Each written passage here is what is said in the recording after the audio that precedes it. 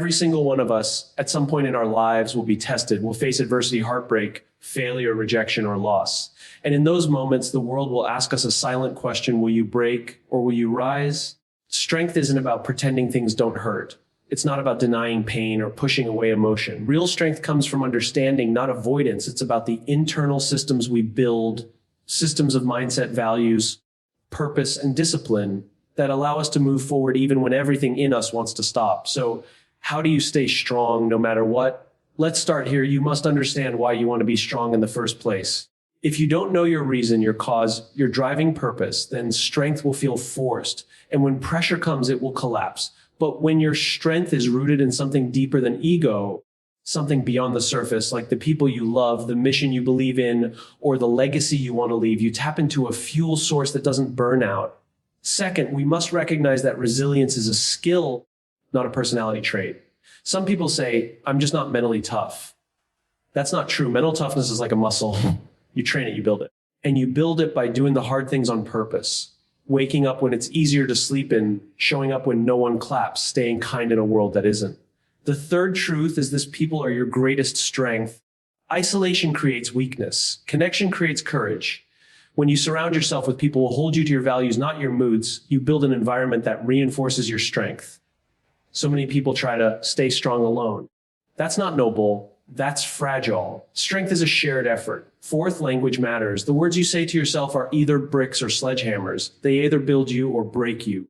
When the voice in your head tells you you're not good enough, you must be ready to respond, not with false positivity, but with truth.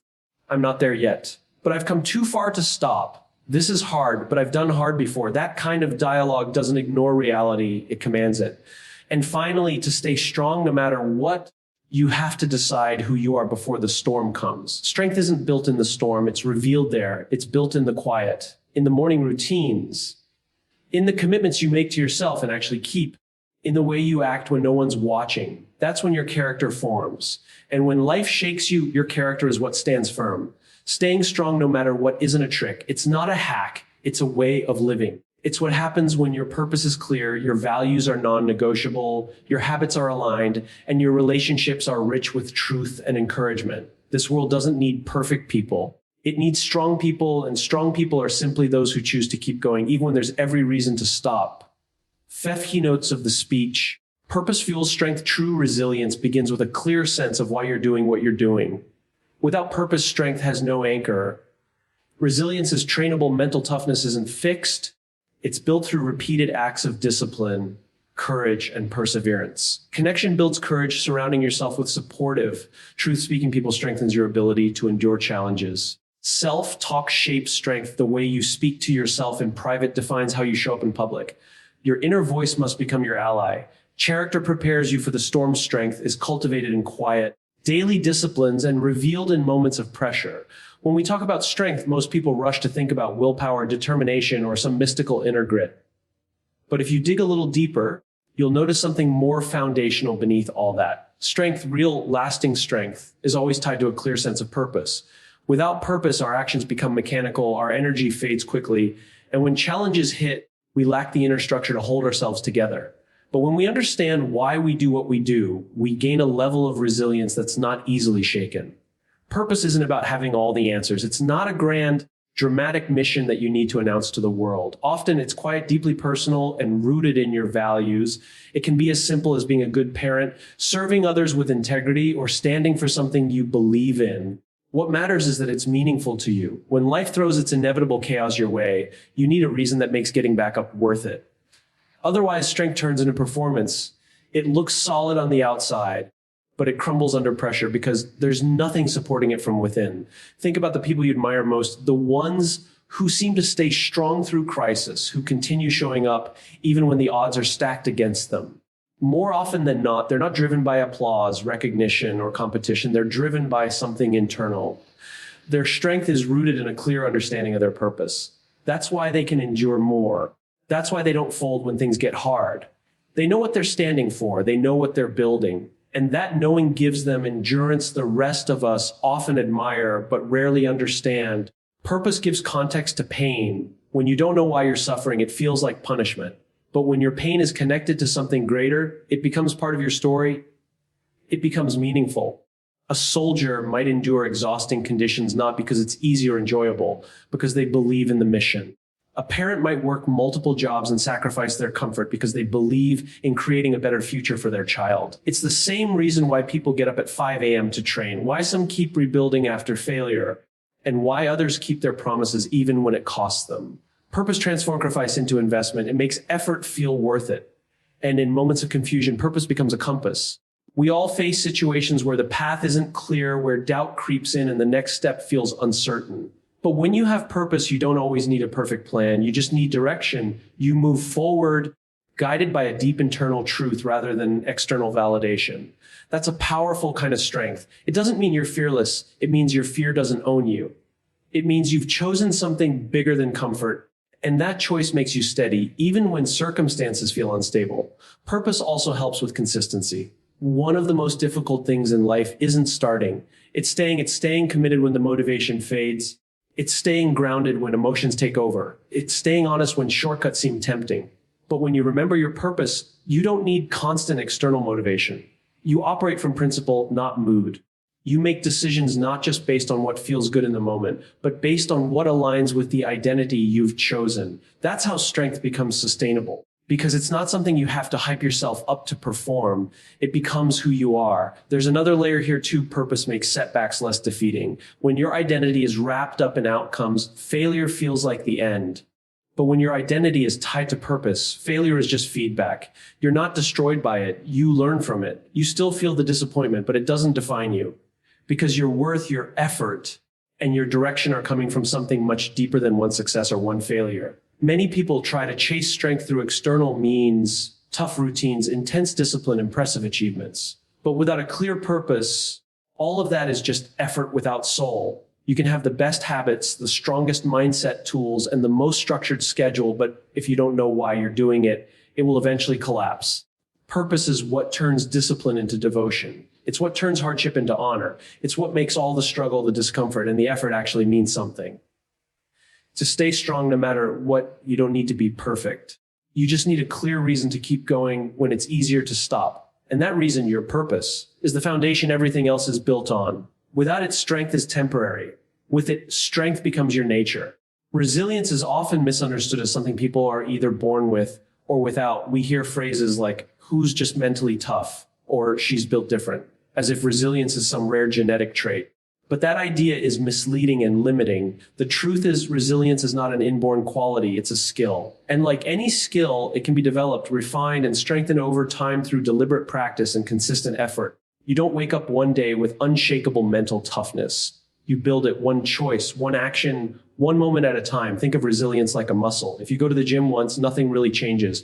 But if you show up consistently, train with intention, and push your limits bit by bit, you get stronger. The same principle applies to your mental and emotional strength. Every time you choose to do the uncomfortable thing, to show up when you're tired, to keep going when you're discouraged, to face a difficult conversation instead of avoiding it, you're reinforcing that muscle. You're telling your brain and body, we don't run from pressure, we grow through it. The key is intentional exposure to challenge. Most people try to avoid discomfort at all costs. They run from difficulty, avoid conflict, and stay inside their comfort zones. But comfort zones are dangerous, not because they feel good, but because they silently weaken you. The more you avoid struggle, the more foreign it becomes. And the moment life throws something real at you, loss, rejection, failure, it shatters you. That's why resilience is trained best in the small moments. It's in the decision to get out of bed on a hard morning. It's in sticking to your word when nobody's watching. It's in choosing to move forward even when there's no applause or reward waiting for you. Training resilience doesn't require massive, dramatic challenges. It happens in everyday choices. For example, when you set a goal to read every morning and you do it even when you're tired, you're not just building discipline, you're reinforcing belief in yourself. When you show up to a workout or a meeting on a day when you feel like quitting, you're telling yourself that your commitment matters more than your emotions. These moments seem small, but they build a deep inner infrastructure. Over time, they compound and create a foundation so solid that when real storms come, you don't break, you respond. And it's important to remember that building resilience isn't about pretending things are easy. It's not about ignoring pain or acting invincible. In fact, part of becoming resilient is learning how to acknowledge struggle without being ruled by it. You feel the emotion, but you don't let it paralyze you. You accept fear, but you don't let it decide for you. That internal separation, the ability to sit with discomfort without surrendering to it, is one of the clearest signs of true mental strength. We often associate toughness with suppressing emotion, but real resilience is the opposite. It's being honest about what hurts while still choosing to move forward. It's not about denial. It's about direction. You say, yes, this is hard. Yes, I'm afraid, but no, I won't stop here. That mindset doesn't just happen. It's built. And you build it every time you stay in the hard conversation, every time you keep going after failure, every time you choose growth over comfort. There's another important piece to training resilience. It's not only about doing hard things, but doing them with integrity. It's easy to confuse toughness with numbness, to think that just because you can tolerate pain, you're strong. But pain tolerance alone isn't strength. Real resilience is purposeful. It's rooted in values. You're not just enduring for the sake of it. You're enduring because it aligns with who you want to be. That's what gives your struggle meaning, and that meaning is what sustains you when motivation fades. You also train resilience by embracing feedback and failure. Every time you fall short and choose to learn instead of retreating, you grow. Every time you hear criticism and respond with humility instead of defensiveness, you grow. That willingness to be uncomfortable in the service of becoming better. That's the heart of resilience, and it doesn't make you weak to fail. It makes you real. The most resilient people in the world are not those who've never been knocked down. They're the ones who decided to stand back up and keep learning. Resilience is not a destination. It's not something you achieve and then forget. It's a lifelong practice. And the more you embrace that process, the more you'll realize that strength isn't something you wait for. It's something you train for. And the way you train is simple: face discomfort. Show up anyway. Do hard things on purpose and keep going, especially when you don't feel like it. That's how resilience is built, one decision at a time. Strength isn't a solo pursuit. In a world that often glorifies individualism and self-reliance, we've come to believe that being strong means doing everything alone, pushing through pain silently, never asking for help, never leaning on anyone else. But that belief is misleading and ultimately harmful. True strength isn't found in isolation. It's built through connection. When you surround yourself with the right people, those who hold you accountable to your values, not your emotions, you create an environment where resilience and courage can thrive. Think about the times you've been at your lowest. Maybe you were overwhelmed by failure, hurt by rejection, or buried under stress. In those moments, it wasn't your strategies or routines that saved you.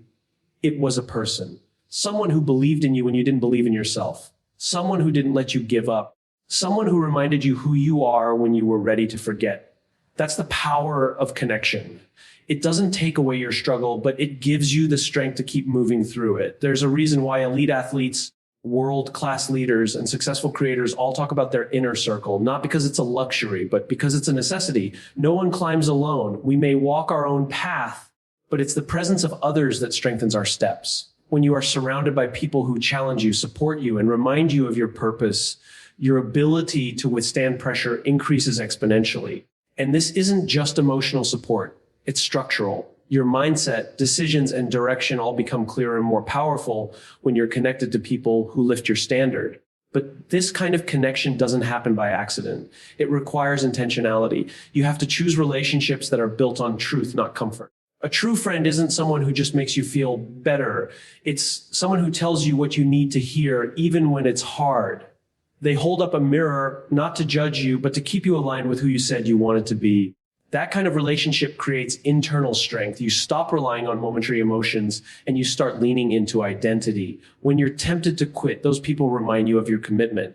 When you want to hide, they call you out with love. They don't let you drift. Isolation, on the other hand, is a slow kind of erosion. It doesn't destroy you all at once. It happens subtly. You start pulling away from people when you're struggling, thinking you need to figure it out on your own. You stop answering texts, skip meaningful conversations, and convince yourself that silence is strength. But what you're really doing is cutting off your support system.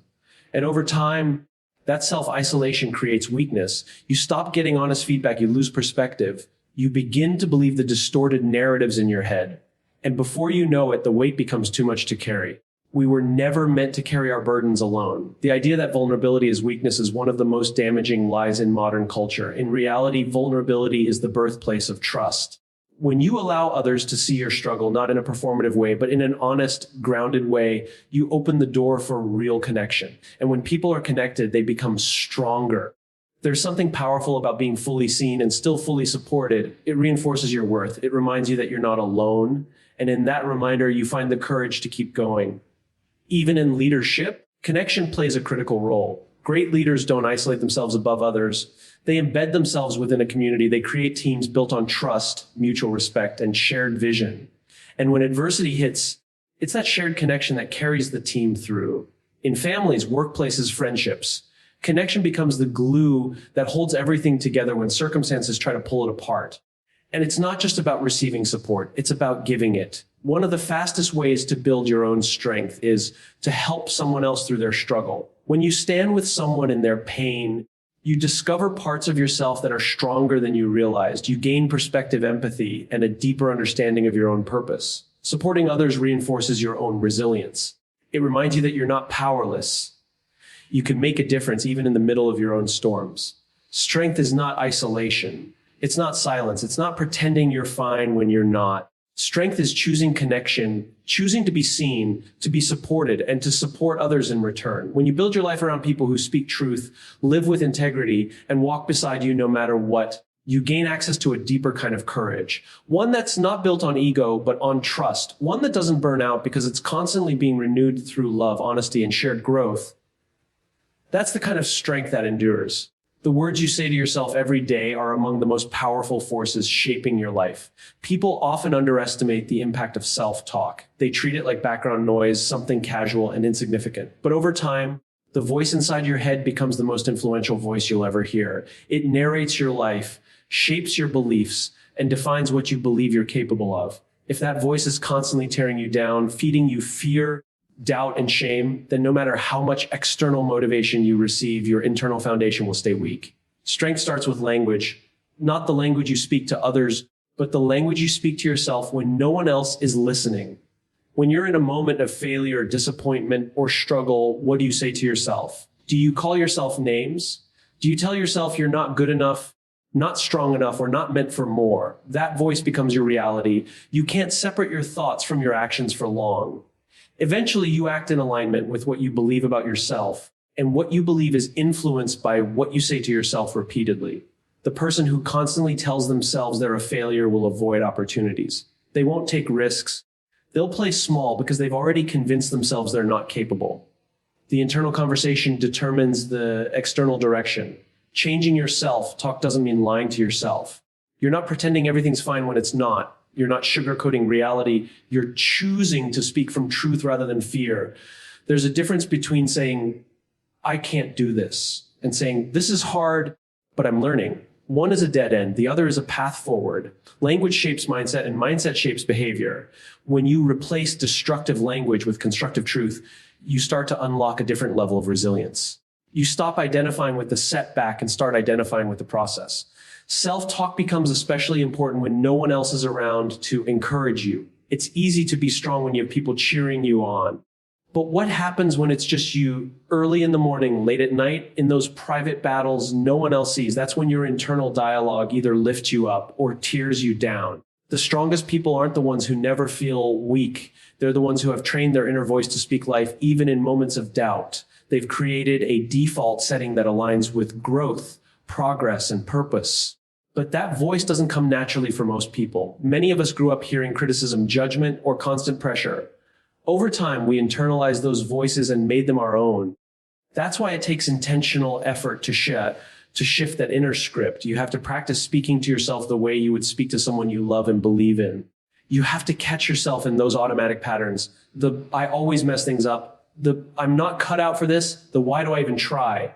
And consciously redirect them. Not with false hope, but with grounded truth. I made a mistake, but I'm not a failure. I'm struggling today, but I've gotten through worse. This doesn't define me, it develops me. These kinds of statements aren't magical fixes, but they are mental anchors. They keep you steady in the middle of emotional storms. Repetition matters. The more you say something, the more you believe it. That's why negative self-talk is so dangerous. It doesn't just reflect your current state, it reinforces it. The more you tell yourself you're not capable, the more evidence your brain will look for to support that belief. But the opposite is also true. If you train your inner voice to speak strength, courage, and truth, you start noticing moments that reinforce those beliefs. Your brain becomes wired to support your growth instead of sabotaging it. One of the most powerful things you can do is to create a language system that aligns with your values and goals. For example, instead of saying, I have to do this, you say, I get to do this. That shift turns obligation into opportunity. Instead of saying, I'm scared, you say, I'm stretching. That turns fear into growth. Instead of saying, this is impossible, you say, this is unfamiliar, but I'm learning. That turns resistance into resilience. These aren't just cute phrases. They're mental frameworks. They give you language that pulls you forward instead of holding you back. Over time, as you train that voice to speak with clarity, confidence, and purpose, you start to see yourself differently. You begin to trust yourself more. You stop relying on the world to validate your worth because your internal system is already doing that work. And from that place, real strength begins to grow. Not because you're constantly hyping yourself up, but because you've chosen to build a relationship with yourself based on truth, discipline, and belief. The words you speak shape the person you become, and the person you become shapes the life you lead. Speak wisely. Speak with strength, because your inner voice will either build you or break you, one word at a time. One of the biggest mistakes people make when it comes to developing strength is waiting for adversity to arrive before deciding who they want to be. They live reactively, hoping that when pressure hits, they'll somehow rise to the occasion. But strength doesn't magically appear in moments of crisis. It's not something you summon out of thin air. It's something you build long before the storm ever comes. The foundation of real lasting strength is identity. A clear decision about who you are and what you stand for. When you've made that decision in advance, life doesn't knock you off course so easily. Challenges may shake you, but they don't break you because your character was already chosen. Your identity, the internal definition of who you are, determines your response to external circumstances. When you haven't built that identity deliberately, you're left to be shaped by whatever comes your way. You become reactive. You let your mood dictate your actions. You chase comfort. You make impulsive decisions. But when your identity is grounded in values, in intention, in clarity, your decisions come from principle, not pressure. You don't have to figure everything out in the moment because you've already set the standard. That doesn't mean you're rigid. It means you're rooted. You know who you are, and because of that, you know how to move forward even when life is uncertain. Think of a tree in a storm. The wind might bend its branches, the rain might strip its leaves, but if the roots are deep, the tree stands. That's what identity does for you. It anchors you, and you build those roots through small, consistent actions, not dramatic, one-time events. It happens in the quiet, ordinary moments when no one is watching, when you keep a promise to yourself. When you choose integrity over convenience, when you follow through not because it's easy, but because it's aligned with who you said you are, these moments build character. They create internal structure. And when you do it consistently, your identity becomes strong enough to hold you up when pressure arrives. Most people think strength is about what you do when everything goes wrong, but it's actually about what you do every day when nothing is going wrong. That's where the real training happens. You prepare in peace for what you'll need in chaos. If you don't train in the quiet, you won't stand in the noise.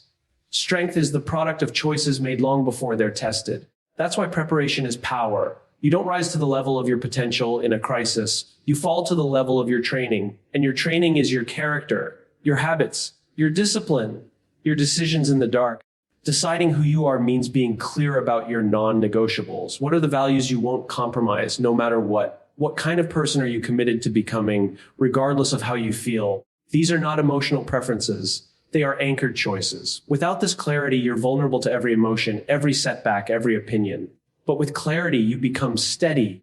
You stop seeking validation from the outside world because you've already validated yourself internally. That self-knowledge becomes a compass, guiding you through the unknown. This identity isn't something you perform for others. It's not about perception. It's about reality. The strongest people are often the quietest about their strength because it's not performative. It's not a show. It's a decision they've made deep within themselves. They've chosen to be honest, to be disciplined, to be kind, to be focused, not when it's easy, but especially when it's not, because that's who they are. And because of that, they don't have to scramble for strength when life gets messy. It's already in them. Preparation is not a sign of fear. It's a sign of wisdom. It's the recognition that storms are inevitable. And the best way to face them is to be ready. When you've spent time building yourself, Emotionally, mentally, spiritually, you're not shaken by every shift in the environment. You're not destroyed by a bad day, a bad month, or even a bad year. You bend, but you don't break. You adjust, but you don't abandon who you are, because your identity was not formed by circumstance. It was chosen by you deliberately. Your strength is not built in the storm. It is revealed there. It's built in the early mornings, the late nights, the hard conversations, the quiet commitments. It's built in the way you treat people when you gain power and in the way you carry yourself when you lose it. It's built in what you do when nobody is watching. These are the moments that define you. And the more of these moments you collect, the stronger your character becomes. So when the storm comes, you won't need to search for strength. You'll already be standing in it. Staying strong no matter what isn't about pretending to be unshakable or immune to pain. It's about becoming deeply rooted in who you are, what you stand for, and why you continue forward. Strength is built long before the crisis shows up through purpose-driven living, the daily practice of resilience, the intentional relationships you cultivate, the language you use with yourself, and the unshakable identity you choose in the quiet. You don't need to wait for life to test you start becoming strong.